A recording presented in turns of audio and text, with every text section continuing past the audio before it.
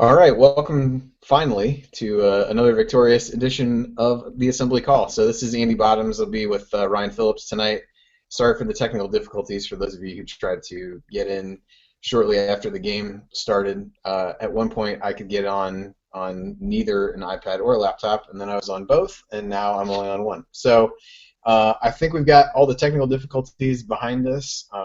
Probably the technical aspects of this potentially similar to the aesthetic aspects of the game tonight. But in the interest of full disclosure, I will say that I did not watch the game. I did listen to the vast majority of it, so I got to listen to Don Fisher a bit since I'm in Indiana for the holidays, but did not pony up the money and was not extorted by the Big Ten for $10 or whatever it was they were charging to watch this game. So final score ended up 79 for the Hoosiers and 59 for New Orleans. So Ryan and I are going to talk about a couple things tonight. First, and this will largely be him kind of giving his thoughts on the game tonight and a few individual performances. And then probably take the last 5-10 minutes or so and really look ahead to the Georgetown game now that some of these other games are behind us. So Jerod is not here to do his banner moment. I will do a bottoms line, which has little to do with the game other than to say, thankfully, this was the last cupcake game on the schedule, and I tweeted out earlier today this was the sixth team IU's played so far that's, I think, 284th or worse, according to Ken Palm, and from here on out, they only play 5 that are worse than number 75. So we can argue the merits of some of these games. I think having so many of them provides little to no tangible value at a certain point, but this is the last one of those. They're all behind us. So I'm ready to move on to bigger and better opponents and really see how this team can play. So with that, I'll toss it over to Ryan for his rant, and then we'll get into a little more specifics of the game. First, I just want to say to everybody, we apologize, not for the technical difficulties, but just the overall quality is going to be a little down tonight because I'm in Connecticut, Andy's in Indy, and Jerod is somewhere in Texas. It's a big state. I have no idea where he is. But, yeah, I think my rant tonight will be Hunter Mosquera-Perea played a really good game. I really loved his activity, particularly in the first half. 12 points, 6 rebounds, an assist, 4 more blocks. He had 4 against Butler, too. He's just sort of rounding into a force. This guy's making turnaround baby hooks that I don't think any of us thought he had 3-4 weeks ago. And I think that ever since Emmett Holt started to emerge, we've started to see Hunter really step up and play a little bit better. And he's making a case to keep Holt on the bench for longer stretches of time. And I think that we talked about, as Holt was sort of emerging against Pittsburgh, we sort of talked about how maybe, hey, maybe this will be a good thing to sort of push Perea, and it really has. I think that both guys have played well, but I think Perea has clearly solidified himself as the starter down low, and if he plays sort of this steady game that he's been playing the last few weeks, I thought he was great against Butler, and if he plays that sort of steady game, he's really going to help in Big Ten play, especially, he had 1 foul tonight with 4 blocks. I mean, that's pretty impressive. And his 1 foul was he took a charge, and it got called a block. And it was probably a block because he was too low, but he was in position and set. His feet were just too far back on that semicircle. So, I thought he played a great game. I thought he really set the tone early. And, everybody sort of chipped in tonight. It was going to be an ugly game with no students there, and the older fan base sort of taking over the arena made it. The vibe in the arena was not too great, but hey, it was nice to finish it off, get the win. They did exactly what they were supposed to do tonight. Could have been a letdown game after a big win against Butler, and it wasn't. They really jumped out to about a 20-point lead. They doubled them up at halftime, 44-22, and they just put them away and really never let New Orleans back in the game after the half. So I thought that it was a solid win. Again, as Andy said, competition is what it is. But they didn't let this become Eastern Washington. They kept a pretty solid lead throughout the second half, and were able to get some Priller time at the end, which is what everybody pays to see anyway. So I thought it was a good win, solid win. Yeah, I agree. Just looking at stats for Perea and doing some quick math here, over the last 4, he's averaging right about 10 points a game exactly, 6.5-ish rebounds, and then he's got 11 blocks over that stretch, including 8 in the last 2 games. So definitely starting to see him assert himself, and it feels like defensively, at least kind of the feel I got listening to the game tonight, he's still going to bite on some of those shot fakes, but I think there were times it seemed like he was gun-shy to try to block shots and was more of a guy trying to take charges, which is fairly odd for a guy of his size. So it seems like he's starting to figure out the balance between when to take some of those chances and block shots and when not to, which is an encouraging sign, especially heading into a game with Georgetown when they've got a number of big guys inside. We'll touch on that a bit more later, but good for him to be going into that game with some confidence. So, so a couple other guys to touch on here quickly. Oh, go ahead. Oh, I was just going to say, yeah, it really does seem like, because a lot of times with big guys, you get guys who either block shots or take charges or just kind of stand there with their hands up, and he's really able to do all three of those things if he's disciplined enough and is smart enough about it. So I think that, it's really important for him to find that balance, because he's certainly athletic enough to block shots anytime he wants, but it's about not going for those shot fakes and being smart about it. And when he's blocking shots to come from the backside and things like that, not try and block shots on a guy who's going straight up against him. It's going to be harder to do that. So yeah, you're right. He's really starting to figure that out, and it's really just a product of experience. He's finally getting minutes and finally getting exposure to that kind of stuff, and it seems like he's finally starting to improve at the level we really hoped he would. So a few other guys to touch on. I don't know that I'll go through every single guy, but let's talk about Troy a little bit. So obviously the Butler game was his coming out party to a certain extent. I think I saw today Andy Katz made him his player of the week, or somebody made him his player of the week. So he comes back tonight, follows that up with another solid game, 8 points, 6 rebounds, 2 assists, had a couple turnovers, was 4 or 5 from the field, really didn't take a ton of shots, made another running hook in the lane, it sounded like, that Don Fisher seemed less surprised about this time than he probably did when the one went in on Saturday. But any big takeaways from Troy and kind of following up that big game? Doesn't really feel like it was a letdown for him, but also doesn't necessarily feel like it was a game they needed him to do a ton. So anything major to take away as you look for him to build on his performance in the Butler game? What was impressive to me is that I thought in this game, coming off the Butler game, a guy might try and go and just dominate a game or take over a game, and he really seemed hesitant to do that. Maybe beforehand he was probably talked. I'm sure the coaches talked to him and said, "Hey, just let the game come to you," kind of thing. And he really seemed to do that. He wasn't pressing too hard. I thought James Blackman and Robert Johnson pressed hard in the beginning. They've both been kind of struggling a little bit, and so as freshmen at this point of the year, they usually do struggle. They're dealing with finals for the first time and having to do that and practice and do all those things. Plus, you're getting worn down by playing against grown men essentially for the first time. So those two guys have kind of calmed down a little bit from what they were doing early in the season, whereas Troy, I think, continues to play smarter and play within himself. And I thought tonight he just didn't force the action. He missed 2 free throws, which was really the thing that stood out to me, because he's going to have to make free throws in the Big Ten. But, he had 3 offensive rebounds. He wound up with 6 total. He had a couple assists, turned the ball over twice, but with Troy we expect that.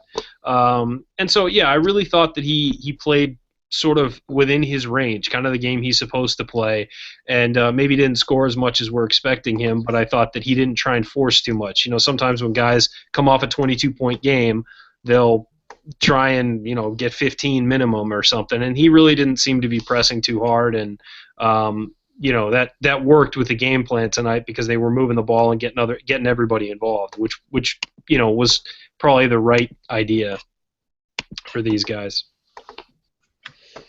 Yeah, so let's talk about James and Robert a little bit. I know you mentioned them, and they were a couple guys I was kind of curious to see how they would come out and play in the game tonight after struggling a bit. Blackman in particular, I felt like on Saturday really tried to force things when he didn't need to, and I thought I was very curious to see how those guys would respond. And Blackman in particular, who really hasn't had, Johnson's had a few ups and downs already, and he's bounced back from some poor games. Blackman really hadn't had too much of a taste of struggle, I guess, if you will. So Blackman ends tonight's game 6 of 11 from the floor, just 1 of 4 from 3-point range, 14 points, 2 boards and assist, a couple turnovers. Johnson had 8 points, 3 rebounds, but fouled out, which I think might have been the first IU guy to foul out this year. It was kind of in foul trouble throughout, it seemed like. So what was your assessment of those two coming back from Saturday's game outside of just the raw numbers? I thought that Blackman was kind of forcing things early. I thought the second half he calmed down and sort of took what was there for him. He missed a couple threes, as you said, but I didn't really think any of them were real bad. I thought maybe one was a questionable take, but with Johnson, I think he's struggling right now. I think teams are not surprised that he's in the starting lineup and not surprised what he can bring to games. So he's just going to have to settle in and take his game to that sort of next level. And he's going to have to show how he can deal with adversity right now. He did. A lot of his fouls seemed pretty boneheaded tonight. They weren't, fouls he should necessarily be taking. A few were on the offensive end, after a shot goes up on a rebound or something. And that's a guard shouldn't be taking that foul, 90 feet from his basket. But at the same time, Johnson's good enough that even when he's struggling, you kind of get flashes of some good things. He's been turning the ball over too much. He had two more tonight. He did knock down 2 threes, but you just felt like he's kind of going through the motions right now and not really, running with any purpose. And I think that we'll see him sort of as we get back into Big Ten play. I think he'll get over that hump. I just think that right now, freshmen at this time of year, after a couple big games, after some travel, to New York and back and things like that, you see freshmen slow down a little after that first blush of playing really well. And you also start to see, he's playing better teams. I mean, against Butler, they played a better team. Against Pittsburgh, they played a better team. And you're going to see guys like that get worn down a little bit. And hopefully, after finals, he gets a chance to rest this week, and he and Blackman and all the other freshmen get to refocus and kind of go back out there and rest up and get ready for to get locked in for Georgetown and then Big Ten play. And I think we will. I think we'll see both of them, both he and Blackman, sort of bounce back to the level of confidence they were playing with early in the season. It's just going to take them getting through this little stretch. Yeah, one other thing to get your take on around Blackman. This was something that Don Fisher and Eric Serb brought up during the game, which I thought was kind of an interesting point. And as I try to think about some of the recent games, I think it holds true. They talked about how he was driving a little bit more to the basket because teams had really started to come out on him from the three-point line, and he was doing a lot more going to the basket. And they kind of took that to say also, one of the things that they really want to see him consistently be able to do is start, pulling up and knocking down some mid-range jump shots, 12, 15-foot jumper. I don't know that he did a whole lot of that in the game tonight, but whether it be from kind of watching tape of him in the past or watching him so far, what's your feeling for his comfort level with taking that shot? Because it does kind of seem like, as I look back, a lot of his shots either come from three-point range or right at the rim. No, and that's true, and that's the way it was in high school too. He was sort of either a finish or a three, and that's part of his game that has to develop. You hear people always say the lost art of the mid-range jumper, and it seems like Will Sheehy was really the only guy we've had in the last couple of years that could hit that shot consistently. I think that he's certainly a guy who can hit that shot. I just think that he's got to get more comfortable, off the bounce, off the dribble, stopping up and hitting that. Because a lot of times you're seeing him, finish at the rim, whereas in high school he could finish any way he wanted. He could finish soft and get in the hoop, but you're seeing a lot of his shots get blocked at the rim because he's just not going as strong as he needs to, and that's fine. That's being a freshman and learning and getting better. So I think that the mid-range jumper would really make him a complete offensive player. He's already a fantastic offensive player. We know that. But that would really complete his arsenal if he could take one or two dribbles and pull up and knock something down from about 15 feet. It would really give defenses something else to think about and not be able to close out as hard on his threes. So, you're right. I mean, that's something that would really help his game a lot and help Indiana. We got a Twitter question I think we should bring up because I think you can help with this too. The question from DropZone56 is, will we see a Hunter Holt combo on the floor sometime this season? I'm inclined to say no. Just because I don't think we can waste all our height on the floor at the same time. I think we really need those guys subbing in for each other. We might see it, but I don't think it's going to be a consistent thing where we've got two big guys out there at the same time. I think that you'd rather have someone like Hartman pair with those guys if you need more size, because Hartman can do a lot more things than just sort of stand under the basket on offense. Those guys aren't really versatile enough to give you anything but offense on the block. So I think that I'm inclined to say that I don't think we're going to see Mosquera Perea and Holt on the floor much at the same time, at least not this year. Maybe as they become more well-rounded offensively and defensively, we might. But I think that right now that's just not in the cards for the moment. I think that sort of combo subbing in and out for each other is working well at this point, and that's what we need to go with. I'm curious to hear your thoughts on that, Andy. Yeah, I'm kind of scrolling through now, doing a quick search in this. When I do all the lineup stuff, I kind of keep a running list of all of them in a spreadsheet. So trying to do a quick search. It looks like, as far as I can tell, they have played together once this year for 2 seconds. So I'm gonna say that is probably not something we're likely to see. I mean, I do think there may be situations where IU would try to go a bit bigger.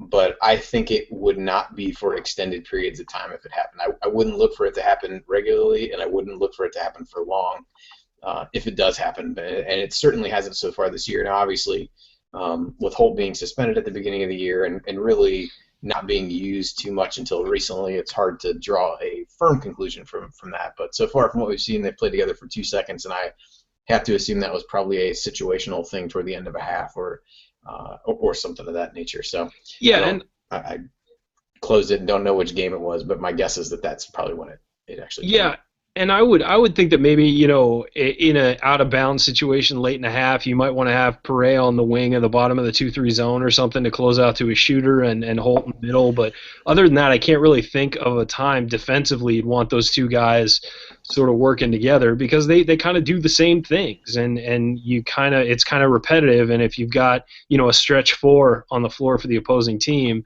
you're not going to want either of those guys playing out by the three-point line just because it's going to be kind of easy to get by them on the drive. So I think both are athletic. I just think that they need to work on their footwork and things like that if they're going to be out, dancing around on the perimeter.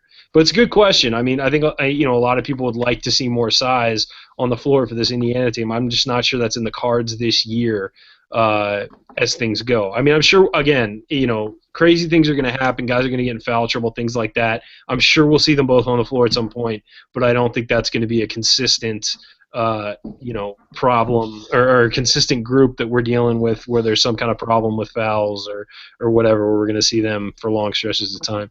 We also have a Jeff Gerbig. Yeah, I have to think there will be some kind of extenuating circumstance that will lead to that. Yeah, absolutely. We also have a tweet from Jeff Gerbig. His aunt Cheryl passed away today. She worked 37 years at IU Health in Bloomington. So I guess we can say that IU beat New Orleans on her behalf. So Cheryl, that one was for you tonight. And Jeff, we're sorry for your loss. And we hope the win helped a little bit, make it a little easier.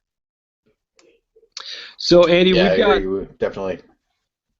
We got a 20-point win against New Orleans, as you said. That's not really something that we should all crow about, but hey, a win's a win, and we're on kind of a roll right now. Georgetown's the big one this Saturday at Madison Square Garden. What do you think about that matchup for IU? It's interesting. I was trying to look a little bit. I watched Georgetown play in a couple small stretches this season. Haven't really watched a full game, but they're definitely a team that size is definitely a concern. When you look at Pomeroy, their effective height and average height are both in the top 50, which does not necessarily bode well for IU. And you look, they've got Josh Smith, who's started out at UCLA, has been at Georgetown. Really big guy, great rebounder. Only plays about half the game, I think, due to some ongoing conditioning issues with him, but he's definitely going to be a load for IU to keep off. I've watched Hopkins, another. Oh, I was going to say I've watched Smith since he was in high school. He's had weight problems since he came out of the womb, I think. So you're not going to expect him to log 35 minutes. Yeah, I would agree. So they've got Mikhail Hopkins, another veteran guy who's a good rebounder, not a good shooter, but pretty active and can block some shots. And then really you look down their roster of guys that play, they really only have one guy under 6'5" who plays with any regularity, and that's Devonta Smith-Rivera, who's who's their best player, and playing a little bit more of a point guard type role this year. So I think the size is definitely a factor. They're a team that is kind of on either end of the spectrum from an experience standpoint. They tend to have either seniors.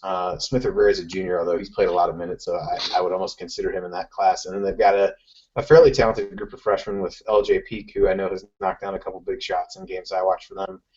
Paul White, been coming on a bit more lately, and Isaac Copeland. Those are kind of their three freshmen that are going to play quite a bit. So it's an interesting mix that's pretty much either really experienced players for them or really young players. When you look kind of at some of the Pomeroy numbers for how the teams match up, Georgetown, it feels to me like, as you look at the teams IU's play, probably set aside Louisville, but you look at teams more in the SMU, Butler, Pitt kind of range. Georgetown's is definitely the best of those. I think the most balanced between offense and defense. You kind of look at any of those teams and say, this team does one thing really well, but isn't all that good on the other end of the floor. And Georgetown, currently, as I look at it now, 25th in offense and 60th in defense. So not elite defensively per se, like a Louisville, but certainly as you look, they've been really effective on both ends of the floor. So I think it definitely presents a challenge. The size is an issue. They offensive rebound really well, which, as we've seen with IU, has been a problem. They have had some turnover issues offensively, but that's not really an area where IU excels. I think even tonight didn't force, just 8-9 turnovers. But they also, and I always find this funny, it seems like a lot of teams who are really good on the offensive glass are not good on the defensive glass, so they do fall into that category. That might be an area where IU can take advantage, and they haven't done a good job of keeping their opponents off the line. So, kind of officiating and how much they let contact go will be important early, and it hopefully is a game where IU can drive and get some guys in foul trouble. But it should be a pretty even matchup, I would say. When you look offensively, they're both pretty close to one another, and then defensively, IU still lagging behind in that regard. So, the defensive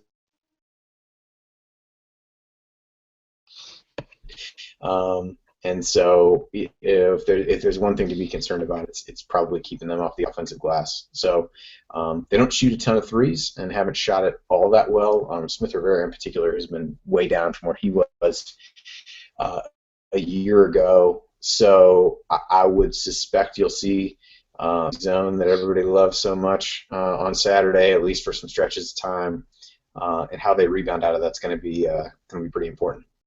Yeah. So you're saying that Georgetown doesn't make a whole lot of threes. So given the way this year has gone for India, they're going to make like 9 or 10, right? I mean, we can pretty much count on that. Is that? It's possible. It's possible. It can't be rolled out. They do have guys that can make them. Like I said, Smith Rivera really has shot poorly this year. He's only about 27%. I think he shot close to 40% from three last year. So, most of the other guys that are shooting well for them have not taken a ton of attempts, but they really just as a kind of part of their offense don't take a ton of threes. So, I would guess you may try to get them into that a bit more because they have shot really well from 2-point range. They're top 50 in 2-point shooting percentage. They're above 52, and a lot of that has to do with their size inside. So, I think you're going to need another great game from Williams. Perea staying out of foul trouble is going to be really important, although Holt played some good minutes off the bench tonight, and I think you're going to need a lot of quality minutes from Hartman again. I thought he followed up a really strong game from him on Saturday with another good game tonight. 7 rebounds, and I don't have the minutes in front of me yet, but 6.7 rebounds and probably his customary 15, 18 minutes. And I think you're going to need a lot of that from him because the team with so much size. I mean, IU's really playing 4 true forwards. So you're going to need a lot out of all of Perea, Williams, Holt, and Hartman. Yeah, you were dead on. Hartman got 16 minutes tonight, and he did Colin Hartman things, as we've talked about. He just was involved. He was around the ball. Even when he wasn't getting rebounds, he was in the mix for him. And, again, just another solid game. He's not going to be a guy who's going to light the scoreboard up or anything like that, but he just seems to be that guy that's really the glue guy for this team. Just comes in and is a force and constantly around the ball, constantly where he's supposed to be, and facilitating the offense. I would love it to look if somebody could do it. Is they really need to track second assists, and not the guy who gets the assist, but the guy who makes the pass to get to the assist. And I think he does that a lot. I think he's just really a smart, heady player, and he's been a big, pleasant surprise this year. I think he and Holt are the two biggest surprises so far with how well they've played, given the inexperience, really. And yeah, he impressed again tonight, and he's probably, as you said, is going to have a really good game against Georgetown. But we've come to expect that out of him. Yeah, I agree. He again is, like we've said a lot of times, he's really a guy that we know a lot of what to expect from when he steps on the floor. And I think even from a team that really has struggled defensively with just general awareness, positioning, things like that, he's one of the guys who you see regularly that you feel comfortable, knows where he's supposed to be, and shows good awareness there. He's obviously not the most athletic guy out there, but I think that's an area where I think Fisher brought it up on the game tonight, but an area where he really excels. And maybe it stands out more because a lot of guys on this team don't do that, but certainly looks good. So one other quick thing, and then we're gonna wrap up. Yogi, we didn't talk about it all tonight. He led the team 17 points, 5 rebounds, 4 assists, 2 steals. After just a terrific second half against Butler. So any thoughts on Yogi's game tonight? I thought it was kind of just what you'd expect performance coming off of that. Didn't really have any let up from what he did there, and did a lot of the things that we've come to expect from him. But any thoughts on Yogi? And then I didn't give you too much time to jump in on Georgetown. So if you want to segue that into anything about Georgetown, go right ahead. Well, yeah, I think that Yogi, I mean, we almost, overlook him because it's what you expect. Tonight was exactly what you expect. He was very efficient, 5 of 7 from the floor, 3 of 4 from 3, made all 4 of his free throws, 5 rebounds, 4 assists, 2 steals. He had 2 turnovers, but, considering how much he handles the ball, that's acceptable. And 17 points in 32 minutes. It's at times this year we've kind of been wondering where's Yogi early in the year, very early, kind of wondering what's he doing, where is he at, and things like that. But I think that was because Johnson and Blackman were playing so well. He kind of faded in the background a little bit. But you're seeing these last couple games. I mean, he's Indiana's best player, and there's no question about that. And he's really stepping up and starting to round into form and play the way that we expect him to play. And segueing into Georgetown, I think that he's going to have a big game. Let's face it. He's going to be going up against Smith Rivera probably, and that's going to be a really fun matchup for everyone to watch. And you might see Smith Rivera on some other guys, but I think that Yogi's probably going to draw the assignment on him at least to start, and it's going to be a fun game to watch. I mean, we were talking a couple weeks ago about how Indiana needed to win 2 or 3 out of the Louisville, Georgetown, Butler. I mean, I feel a little better now than I did then about after the Butler win. I still think we should win this game. I think it's going to be a key to win this game for our schedule and for everything. As far as the tournament bid goes and things like that, not to get too far ahead of ourselves. But the other thing is, though, if we play really well against Georgetown and somehow fall short, I'm not going to feel as bad about it as I did a few weeks ago. That said, I really want them to win this game. I think this would be another, along with Butler, this would be another one where it says, hey, we're not just, a team that's going to wander through the season like last year. We're here to play and make some noise. And so Yogi's going to be a big part of that this weekend. And I think he knows it too. And it's nice that this was a Monday game and they get a few days off to make something happen. So we'll segue into I guess, final thoughts from me, since we're going to go a little short tonight. For me, I just think that this was, again, IU got through. I think that the real regular season, I mean, these are all, regular season games, but it's sort of a preseason atmosphere for most of these games. And I think that IU, their regular season starts on Saturday with Georgetown and goes right into the Big Ten season. I think that this Georgetown game is as important as a Big Ten game, just to kick it off and get going in the right direction. You're seeing teams in the Big Ten, like Indiana, drop games to smaller teams like Eastern Washington. You had Nebraska fall to Incarnate Word. You had Purdue tonight lose to Gardner Webb, which made me, God, just so happy. But I think that So you're seeing these teams, these Big Ten teams that people are expecting things out of, drop games against against these smaller teams, and that means that the Big Ten, I mean, it's going to be an incredibly tough conference, but there are opportunities for a team like Indiana to make some noise and win some games.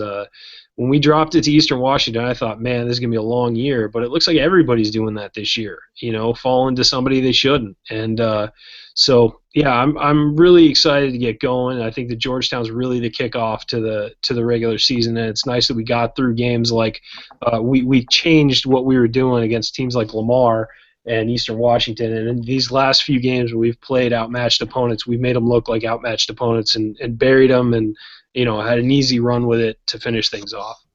So, yeah, on to you, Andy. What are your final thoughts heading into Georgetown?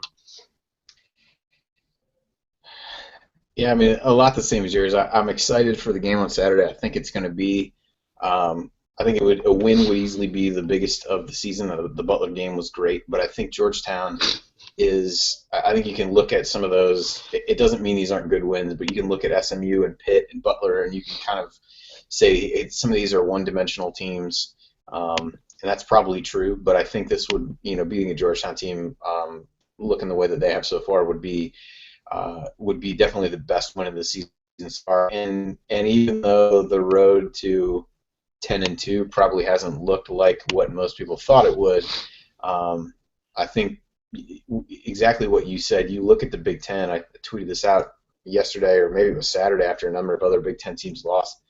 Maybe it was after the same Texas Southern team that IU beat by 19 went to Michigan State and won. Once you get past Wisconsin, you can pretty much throw the next 8, 9 teams in the Big Ten in a hat. And that isn't to say that I think that IU is, the second best team in the Big Ten, but a lot of crazy things can happen, and there are a lot of wacky results we've seen so far. I mean, the opportunity is there if this team can figure things out and really take advantage of this. And I think the Georgetown game becomes really important because IU has not played a true road game yet, and their first 2 games of the Big Ten are at Nebraska, a place that they've struggled the last few years, and at Michigan State, a place that they've struggled almost forever, it feels like. And So you look at those 2 games. I think a win against Georgetown would be huge from a confidence standpoint heading into those games where you want to try to come away with the split versus a loss. You could easily be staring at a 3-game losing streak, and then you've got Ohio State, coming to IU for the 3rd game of the Big Ten season. So I think the Georgetown game becomes important not only from a resume standpoint, which I think is a lot of how we've talked about it thus far, but also just from a momentum and a confidence standpoint as we head into the Big Ten season, because the beginning of IU's Big Ten season is pretty rough.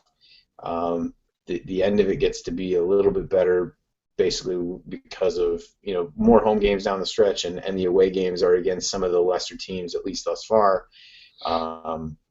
But I think with this team, it's curious to think about how they might react to get a slow start. So I'd rather not get to that point to have to figure that out. And I think winning against Georgetown would get them off on the right foot. So I think it should be a really entertaining game with 2 teams that can really score. And I think some interesting matchups, particularly inside, and how IU can play against Josh Smith, and whether Perea can stay out of foul trouble, because Smith isn't necessarily a guy that's going to overwhelm you. He's not going to jump over you by any means. So not falling for shot fakes and some of those things from a positioning standpoint are going to be that much more important as we look at Perea and Holt and some of the guys who are going to be facing him inside. So I'm really looking forward to it. Jerod will be here. Ryan and I will both be either traveling or at other holiday-related obligations. So Jerod will be here. I think he's working on a special guest for the game, so I'm sure he'll give information about that. But as always, we'll be back with another edition of the Assembly Call after that. But since this is our last game before Christmas, I guess on behalf of the Assembly Call, we'll wish everyone a Merry Christmas. And we will be back on Saturday after the Georgetown game, which I believe tips at noon, on a channel that I do not know, but I am fairly certain the game's at noon because I'm trying to schedule any family-related holiday plans I have around it. We're going to be multiple places, so I'm trying to iron out how we can travel from place to place at halftime, which probably tells you all you need to know about me.